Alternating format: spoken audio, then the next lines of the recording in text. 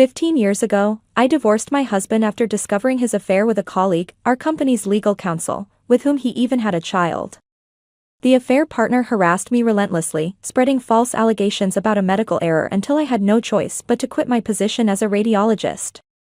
At my lowest point, when darkness seemed to envelop every corner of my life, my current husband appeared like a beacon of hope, and together we built a happy, peaceful home filled with warmth and understanding.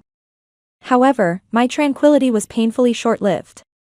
Recently, at a major medical technology conference, I encountered my ex-husband for the first time in 15 years, my stomach instantly nodding at the sight of him. "You must still be single, right? Who'd trust a disgraced medical technician like you with patient care?" I replied, "You still can't say anything decent, can you?" Then, he turned back to me, "My son is brilliant, just like his mother." Looking down at me with that infuriatingly smug smile, my ex-husband boasted about his child as if weaponizing his very existence. I took a deep breath and replied, "Oh really? What an accomplished young man. Speaking of which, let me introduce you to my children and their groundbreaking medical app that's helping thousands." My revelation left my ex-husband stunned and visibly trembling, the color draining from his face. I'm Vanessa Mitchell, 38 years old, a medical technologist specializing in radiological imaging. I'm living with my 13-year-old son Jackson, my 11-year-old daughter Sophia, and my husband Gabriel, who matches my age and my passion for improving healthcare. Jackson, in his first year of middle school, is navigating the turbulent waters of his rebellious phase while simultaneously coding medical applications that leave seasoned programmers astounded. Lately, he's been quite cheeky and challenging to handle, but when he truly crosses a line, my husband Gabriel steps in with quiet authority and sets him straight, never raising his voice but commanding absolute respect. Sophia, on the other hand, is completely immersed in digital art and design, her tablets and styluses constantly creating beautiful healthcare-themed illustrations. As the youngest and only daughter, she's remarkably skilled at melting hearts and getting her way with just a tilt of her head. Jackson, who absolutely adores his younger sister Sophia, quickly panics when she playfully threatens, "If you're not nice to Mom, I'll stop letting you use my artwork in your apps, big brother."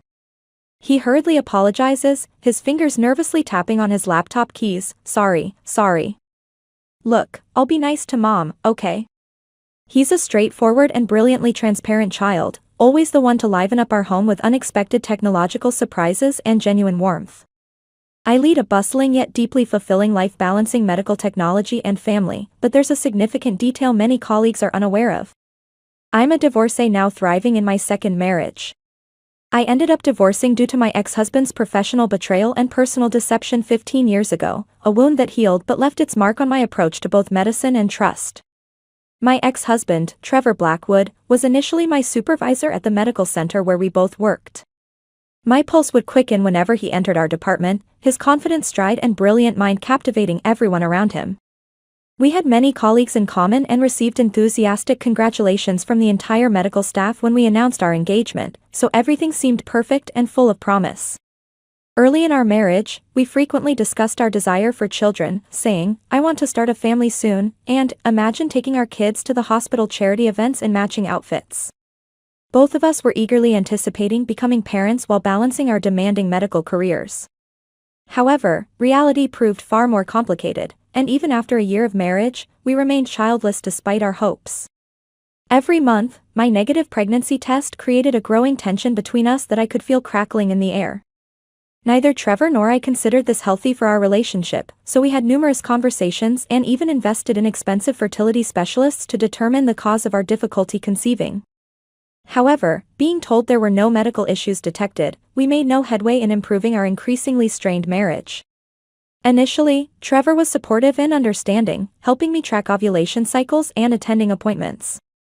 However, as months passed without a pregnancy, his frustration became palpable, and his behavior toward me underwent a disturbing transformation that chilled me to the bone.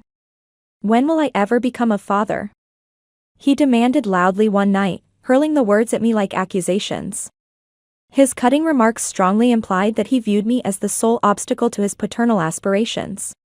He abruptly ceased participating in our shared responsibilities, abandoning me to handle everything: medical research compilation, household management, and all domestic duties. When I confronted him, asking, "Why have you suddenly stopped helping with everything around the house?" You used to be so considerate. He coldly replied, because your career is clearly preventing us from having children. If you can't fulfill your biological purpose as a woman, you should at least manage the household properly, or what's the point of our marriage? Following this confrontation, Trevor's verbal attacks grew increasingly venomous, each word designed to wound deeper than the last. My colleague and his wife are expecting their second child already. Isn't that wonderful? They're working on building a family while we can't even start one. Trevor glared at me with cold, contemptuous eyes that made me physically recoil, his professional smile nowhere to be seen. If you weren't so obsessed with your career and had a properly functioning reproductive system, I would have been celebrating Father's Day long ago. How can you claim I'm dysfunctional when all the tests show no medical cause for our situation?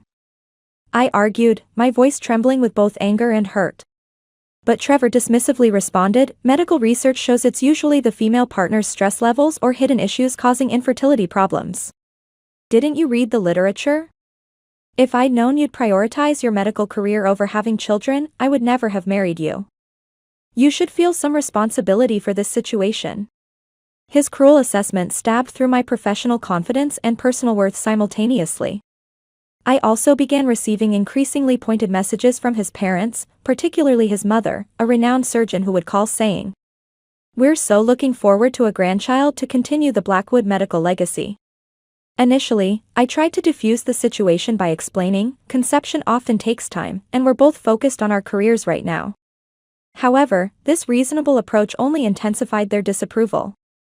My mother-in-law's communications became openly hostile, attacking both my personal and professional worth. You're clearly inadequate if you can't conceive.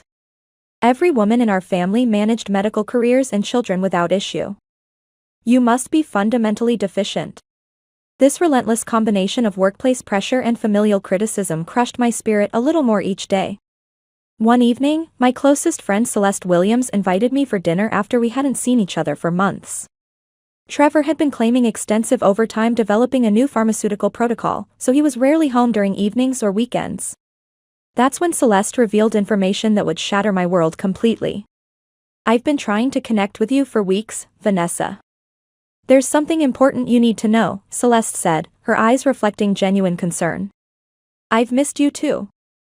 What's happening? I asked, feeling a sudden chill despite the restaurant's warmth. Vanessa, do you remember Adrienne Palmer? She's the legal counsel who joined the medical center last year.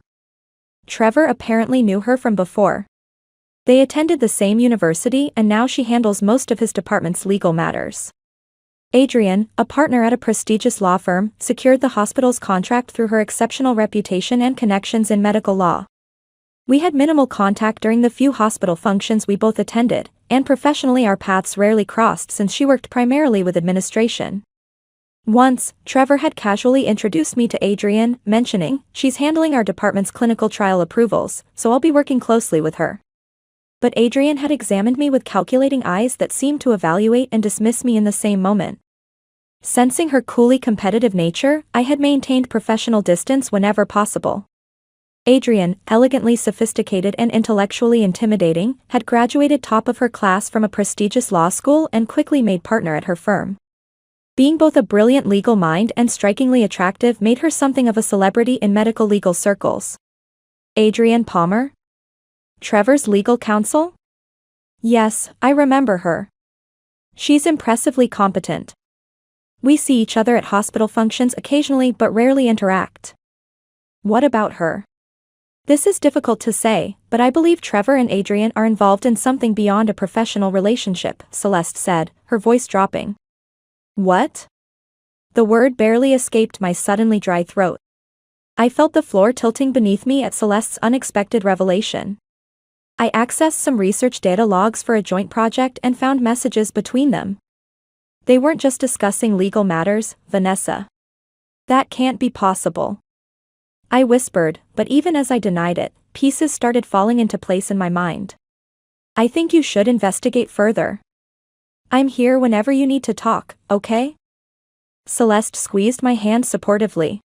Thank you for having the courage to tell me, I managed to reply, my mind already racing. Trevor was cheating. I had sensed it in my gut. His behavior towards me had become increasingly distant, always arriving home late, insisting he had critical pharmaceutical trials to monitor. He vanished every weekend, claiming he needed to attend medical conferences that somehow never appeared on the hospital calendar. I harbored growing suspicions but pushed them down, focusing instead on our patients and my career. That evening, after saying goodbye to Celeste, I drove straight to a digital forensics specialist who had experience with medical privacy cases. My purpose was clear: to gather concrete evidence of my husband's professional and personal betrayal. Within 6 days, they had compiled a devastating digital trail of inappropriate communications, falsified medical records, and evidence of their affair. But emotionally, I wasn't prepared to immediately file for divorce. Despite his cruelty, he was the man I had committed my life and career to with such hope and conviction. I needed time to process this betrayal of both our marriage and medical ethics. A few nights later, I returned home to find Trevor, who typically worked late, sitting at our dining table reviewing documents. "You're home?" I asked, my heart pounding. "Yeah, I thought you'd be working the late shift again today," I added with deliberate sarcasm, watching his reaction carefully. "Yeah, about that. I need to discuss something important with you," he replied, not meeting my eyes. Having been warned by Celeste about the affair and now possessing digital evidence, I steeled myself for what was coming. "I want a divorce." "What?" The word escaped me involuntarily, though I'd anticipated this very scenario. So it was really happening exactly as I had feared. I realized with sickening clarity that this wasn't just a physical affair with Adrian, he had emotionally committed to her completely. "Adrian is pregnant. I'm going to marry her once our divorce is finalized." "Adrian? Your legal counsel? You claimed she was just handling your department's cases, and now she's pregnant? You've been having an affair while accusing me of prioritizing my career." "Don't call it an affair," he laughed coldly. "That makes it sound so tawdry." It was inevitable. Adrian can balance her prestigious career and still get pregnant. She's brilliant, connected, and I have no rational reason to remain with you. Trevor's clinical detachment and lack of remorse left me feeling physically ill. He showed no recognition that he violated our marriage and professional ethics. I stood frozen, medical terminology failing me completely. Noting my silence, Trevor smirked and added, "My mom's been pushing me to end things with you for months. She says Adrian is more accomplished, supportive of my career, and fertile. She's always preferred Adrian's family connections. This will finally satisfy her expectations." I had always known his family valued status over substance. Tears burned behind my eyes, but I refused to let them fall. "Well, I've already packed my essential items. Need to get back to Adrian and our future child. We're already discussing private schools." With that callous parting shot, Trevor walked out of our home. I collapsed into a chair, medical journals scattering to the floor around me. A week later, coldly formal divorce papers arrived via courier. A handwritten note on expensive stationery was clipped to the documents: "Please expedite the divorce of my client's husband immediately." Reading those absurdly contradictory words from a supposed legal professional, I felt a surge of indignation rising within me. I desperately wanted to respond, "He was my husband until you chose to interfere both professionally and personally." That presumptuous note jolted me out of my emotional paralysis. My mind filled with questions about professional ethics and personal responsibility. Why was I being portrayed as the villain in this scenario? I refused to be silently erased from my own narrative and career. With renewed determination, I compiled the digital evidence and filed for divorce with specific claims of professional misconduct and personal infidelity. 3 days after submitting the paperwork, my phone lit up with an unknown number. Wondering if it might be the hospital, I answered to hear a woman's controlled yet furious voice demanding, "What exactly do you think you're doing? Filing formal accusations could damage important reputations. Withdraw them immediately." It was Adrian, Trevor's legal partner in both professional and personal betrayal. "Well, it's completely appropriate, isn't it? I have extensive documentation of ethical violations and personal misconduct. Seeking fair compensation is my legal right," I replied, keeping my voice steady. "Compensation? I'm pregnant with a medical pioneer's child. How dare you threaten our family's financial security when we're about to welcome new life? Who's truly being unethical here?" You knowingly pursued a relationship with a married physician while handling his department's legal matters. You're the one whose career obsession prevented conception, you frigid failure of a woman. Her precisely articulated words felt like scalpel cuts. I'll address all relevant matters through appropriate legal channels. I suggest you do the same, I stated firmly before ending the call, my hand trembling but my resolve strengthening. During the formal proceedings, given the overwhelming digital evidence, Trevor and Adrienne's inappropriate relationship was acknowledged as both personal infidelity and professional misconduct. Trevor attempted to shift blame to my demanding medical career, but the court rejected his argument as both medically unfounded and ethically questionable given the lack of any diagnosed fertility issues after just 1 year of marriage. From Trevor, I received a settlement of $120,000 for career damages, and from Adrienne's firm, an additional $340,000 for professional defamation and interference. I wanted a clean financial break to rebuild my life and career, so I accepted the settlement and finalized the divorce with no ongoing entanglements. However, my professional challenges had only just begun. Since Trevor, Adrienne, and I all moved in connected medical legal circles, the scandal quickly permeated our professional community. According to a trusted colleague, the circulating narrative claimed I had concealed fertility issues to marry into Trevor's prominent medical family. Shockingly, many medical professionals accepted this completely unscientific explanation. That's professionally devastating, my colleague admitted. What proved even more damaging was that Adrienne's legal firm handled most of the major hospitals in our area, giving her substantial influence over administrative decisions. Medical staff predominantly sided with the charismatic and well-connected legal counsel, who portrayed herself as a victim while giving presentations with calculated vulnerability. Vanessa is a vindictive person, demanding excessive compensation when I'm preparing for motherhood. She deliberately concealed her medical issues. She would confide to hospital administrators, masterfully gathering sympathy.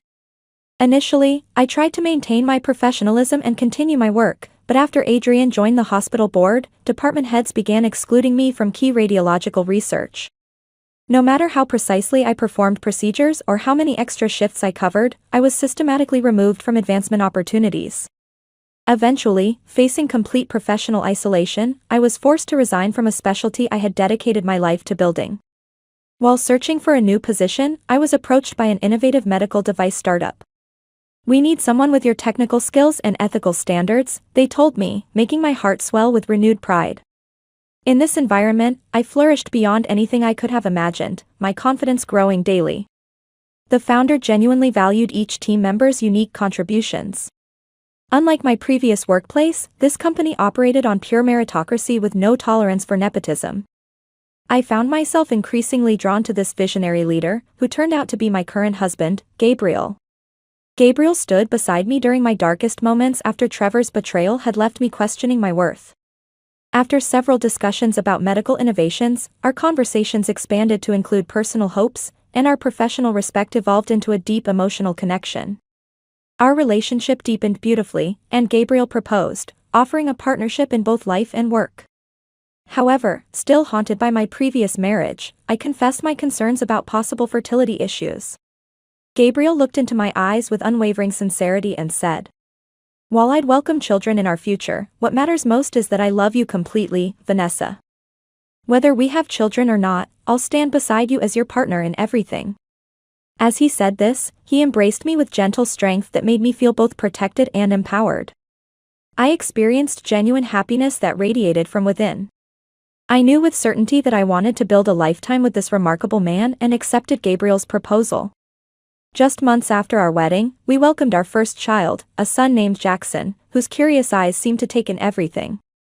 2 years later, our family expanded when our daughter Sophia was born, her creative spirit evident even in her earliest interactions. Perhaps my difficulty conceiving with Trevor had been related to timing, compatibility, or simply the stress of that toxic relationship. Raising children while advancing medical technology presents daily challenges, but we've created a home filled with both innovation and warmth. One summer afternoon, I was attending the Medical Technology Innovation Conference to present our new imaging system.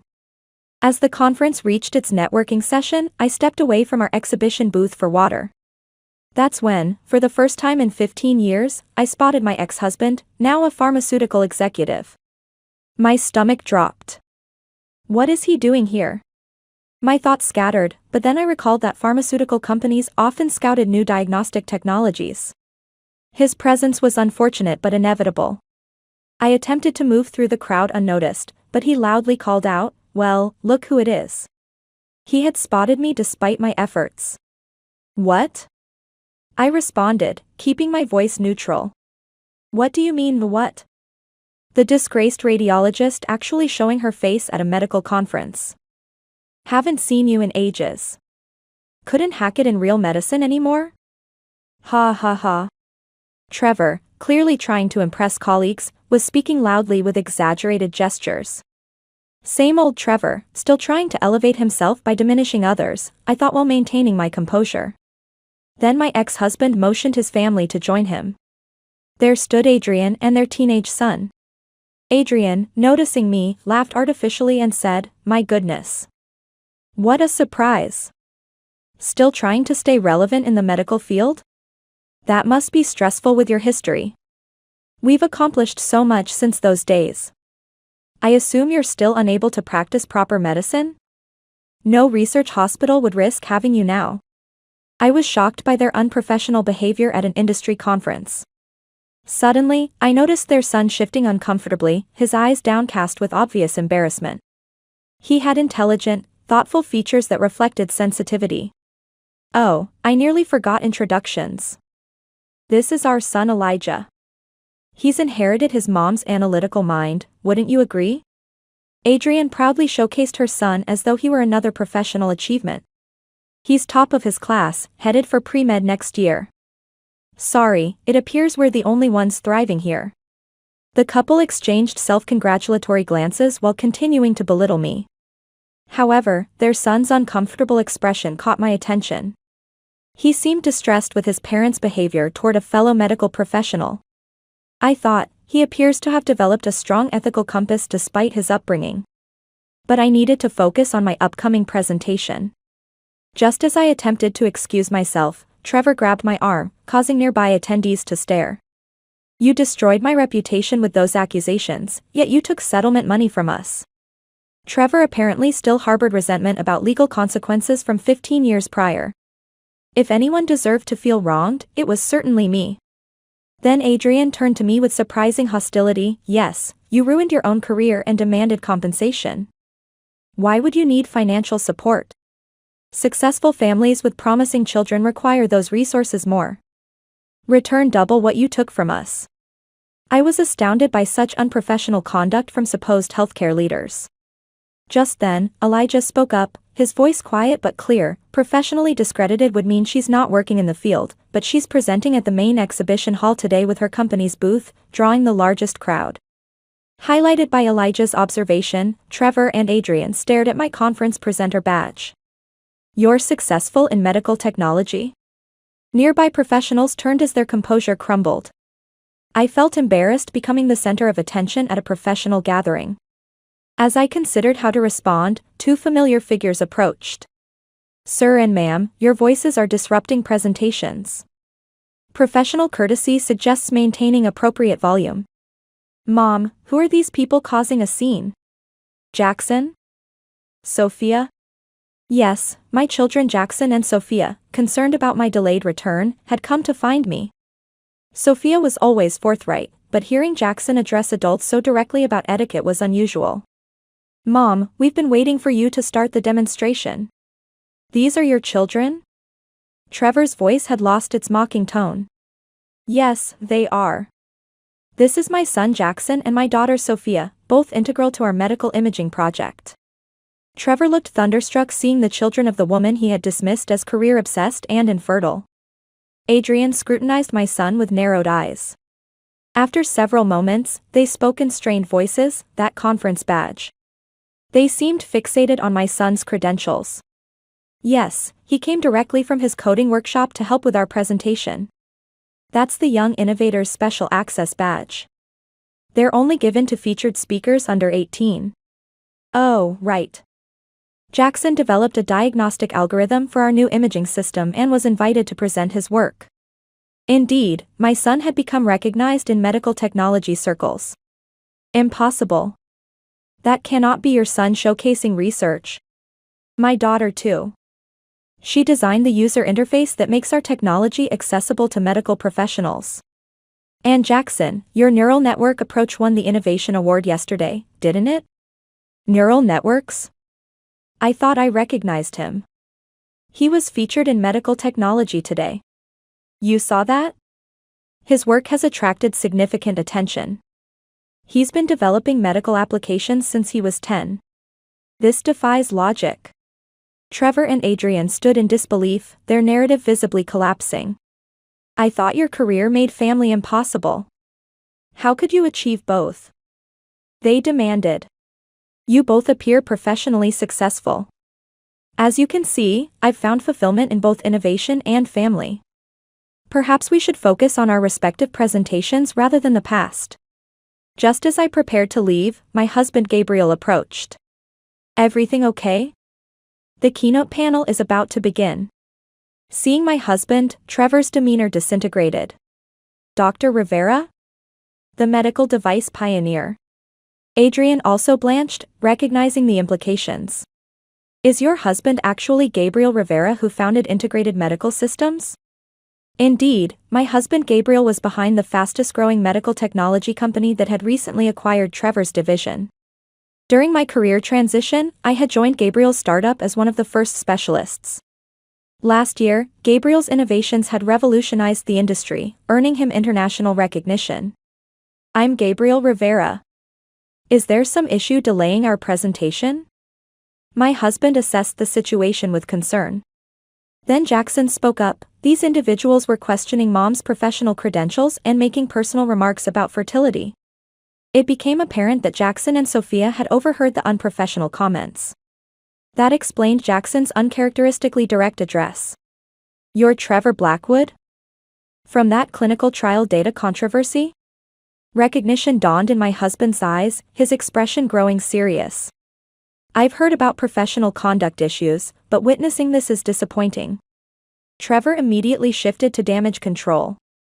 No, absolutely not, Dr. Rivera. There's no way I would question your lead specialist's qualifications. Why are you suddenly deferring to her husband? I was professionally compromised by her allegations. Adrian, consider the implications. If he terminates our contract, the entire division is at risk. As they argued, their professional facade completely crumbled before the conference attendees. Then Elijah, who had been silent, suddenly spoke with clarity. Stop. I've been listening to my parents belittle this professional, questioning her expertise and demanding money after 15 years. It's mortifying. And what about these implications? Am I the product of an affair? Was my birth the result of something unethical? Hearing their son's outburst, Trevor and Adrian became visibly flustered. Elijah, this is a complex matter you don't understand. I noticed that conference attendees had formed a circle around us. Finally registering the audience, Adrian's composed expression faltered. Although I could never condone their actions, I admired their son's ethical awareness. He shouldn't bear responsibility for this situation. Before I could speak, Gabriel intervened kindly. Thank you for your integrity. Your ethical stance is exactly what the medical field needs, he acknowledged respectfully. I added warmly, your perspective on professional ethics is remarkably sound. I meant every word. Actually, I'm developing prenatal imaging technology, I explained, touching my abdomen.